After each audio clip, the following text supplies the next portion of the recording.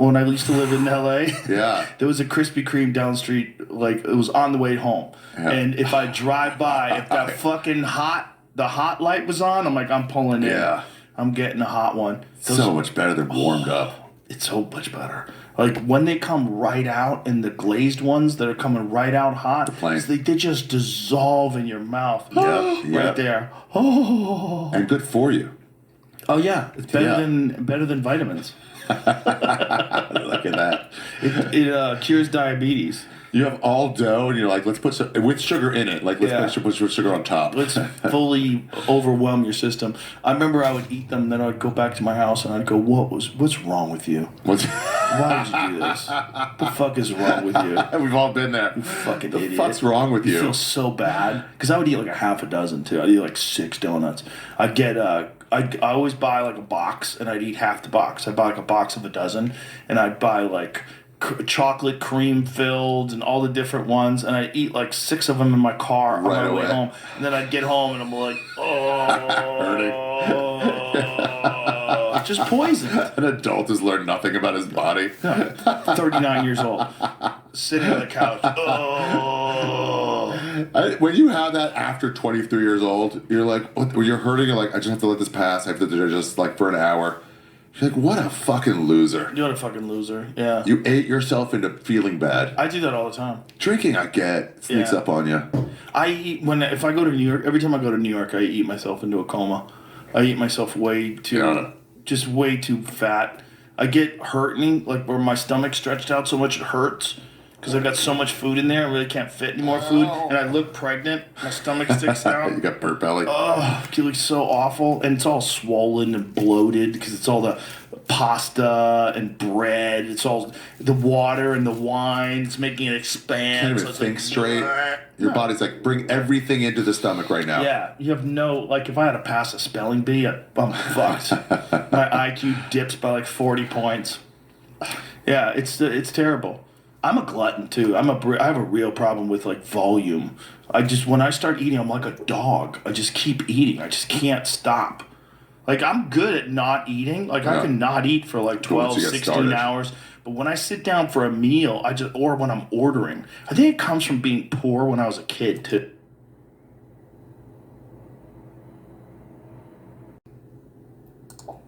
So this is the cover of Life magazine from 1970. This was just after Dr. Borlaug was awarded the Nobel Peace Prize for this work. So he's holding several stalks of his high-yield semi-dwarf strain.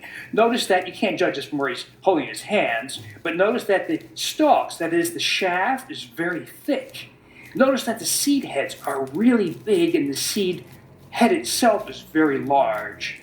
So this thing yielded 4 times more per acre, 6 times more per acre, 8 times more per acre, as much as 10 times more per acre. So for that reason, when this was introduced into the third world, like Pakistan or Bangladesh, famine was converted to surplus within 1 year. So Borlaug was hailed as a hero for helping develop this high-yield, semi-dwarf strain of wheat. Okay, very different outward appearance, very different yield and other characteristics.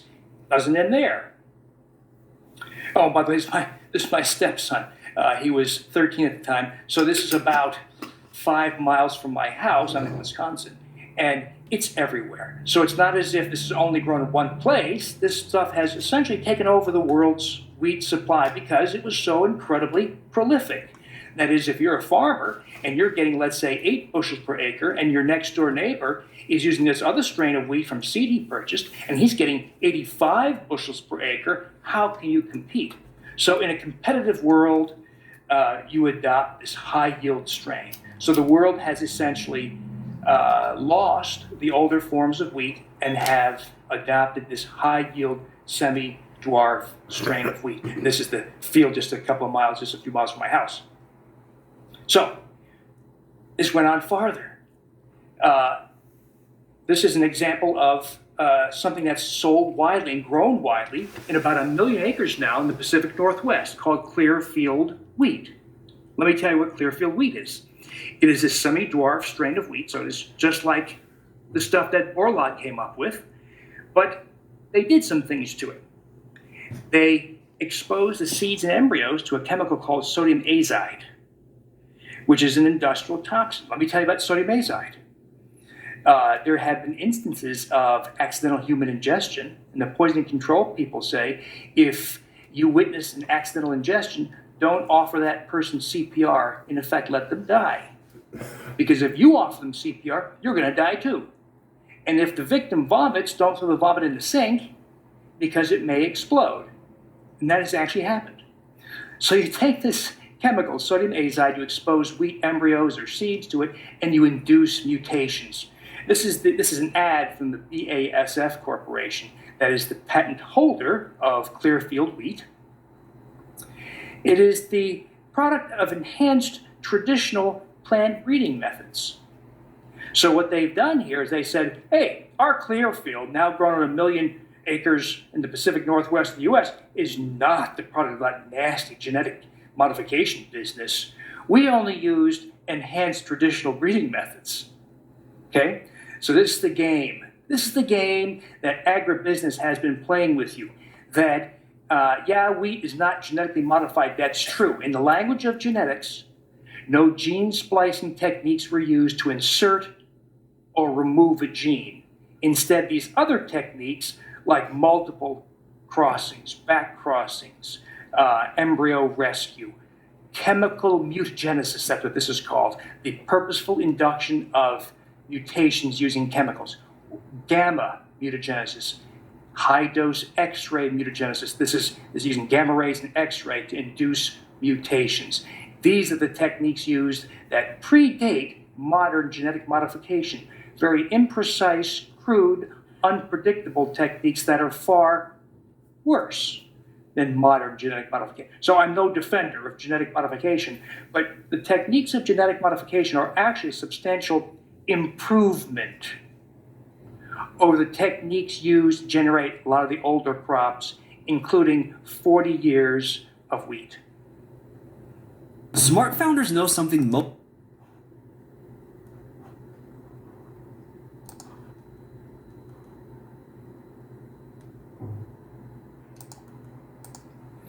So what's so bad about this thing that Dr. Borlaug and BASF and all those people came up with? What's wrong with it? Well, let's talk about the protein gliadin. So gluten, this thing you've heard about, a protein in wheat, is really a two-part protein. It's got glutenin. You ever see a pizza maker do this, right, with dough? What else does that? Can you do that with cornstarch or rice starch? No. You'd have a mess, right? So the glutenin polymer has that unique, what the bakers call viscoelasticity. It gives that stretchy characteristic that almost nothing else has. Well, that's the glutenin in wheat. Well, the non-stretchy protein is another protein in gluten called gliadin. And gliadin is the thing you want to, if there's one thing you and I take away from all this, it is there's something wacky about that gliadin. Well, back in the 70s, it became clear. There were several psychiatric groups here in the UK who made this observation. If they take their patients, this was years ago, so 40 plus years ago, when right now if you go to the hospital, you have a nice private room or semi-private room, right? Do you remember the days where there were 40 patients with you in the same room? The big hospital wards? Well, back in those days, the psychiatric hospitals had closed large wards. So their patients could not come and go as they pleased, and everything was controlled. Their medications were controlled, their diet was controlled. Well, several psychiatric groups back then made this observation.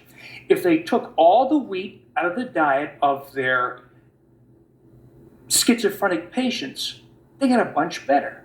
They weren't cured, but their paranoia, their hallucinations improved dramatically. They'd add back the wheat, they'd get much worse. This is over 4-week periods.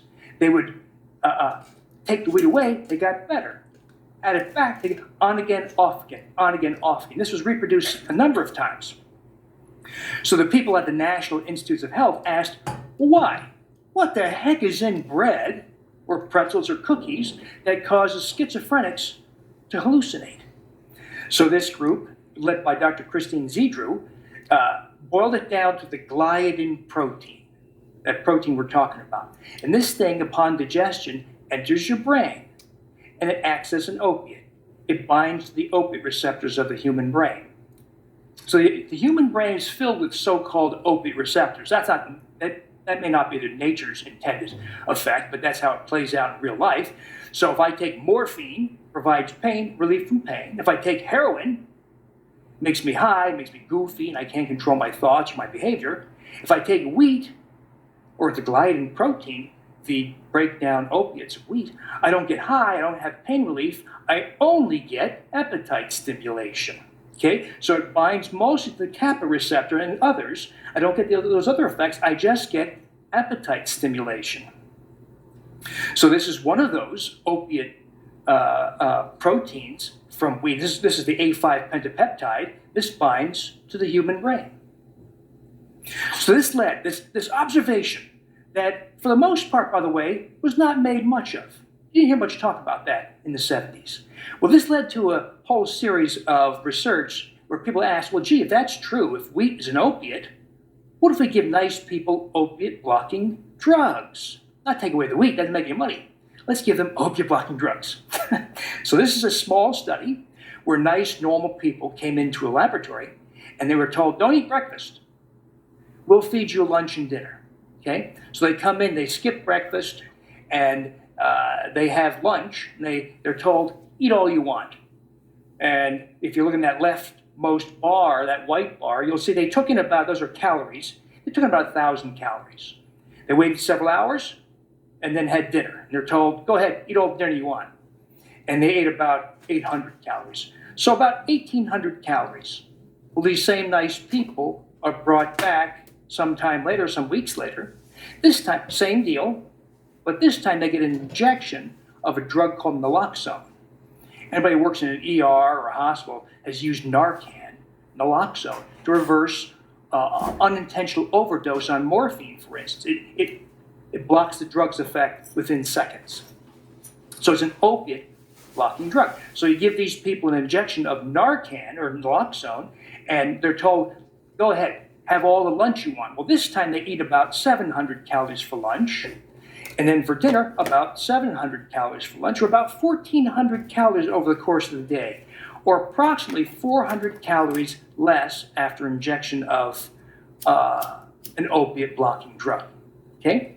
So, wouldn't you know, someone who's enterprising on this, the FDA application was made about 2 years ago, still pending, for the drug naltrexone, which is the oral equivalent of naloxone.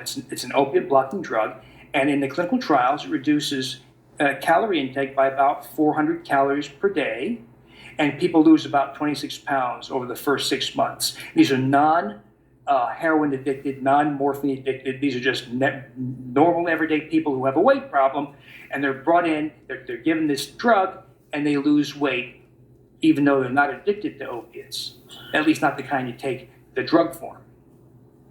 Well, this is not proof of cause-effect, but I find it very, very interesting. If you look at what's happened to Americans, North Americans, since this stuff made it to your store shelves. So this thing was invented in the 70s.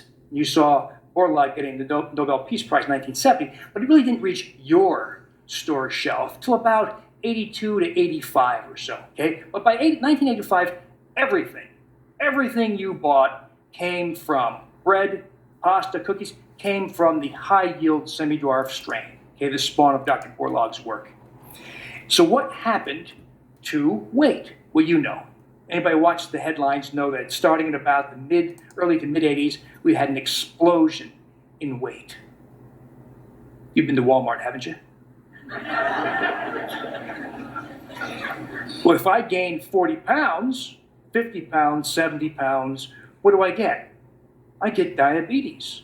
There's a lag, right? I gained 30 pounds on Tuesday. I gained it over months or years. So there's a lag between gaining weight, having your appetite stimulated, gaining weight, and developing diabetes. So the number of diabetics, of course, followed suit. And these are data from the CDC only till 2009. If I include it till 2011, that is the last year for which we have data, you would see that the curve is now vertical. So now I can't prove to you cause and effect with these data, but I'll show you why I think it's very, very suspicious. It smells awfully bad that we've been fed an appetite stimulant. So wheat, via its gliadin protein, is an opiate. And by the way, there's a lot more to this gliadin. Because of the time allotted, I can't go into all of that. But it has other effects. So if it's an appetite stimulant, what does it do to people with a tendency to an eating disorder, like bulimia or binge eating? It gives them food obsessions. What does it do to a child with ADHD or autism? It gives them behavioral outbursts and difficulty with attention span. What does it do to a schizophrenic? Well, it causes paranoia and hearing voices. What does it do to a person with bipolar illness? It triggers the high, the mania. So it has mind effects. But in nice, normal, everyday people, it only stimulates calorie intake. So apparently I can't get on Grok. I wanted to put in there the year book it was started up with Pizza Hut. Let that sink in. Joe Rogan, if you find this information helpful with yourself, if you could, maybe you could send out a donation to my GoFundMe. Just a thought. You could do an experiment where you take an opiate blocking drug and see if you undereat with it. Thank you for your time.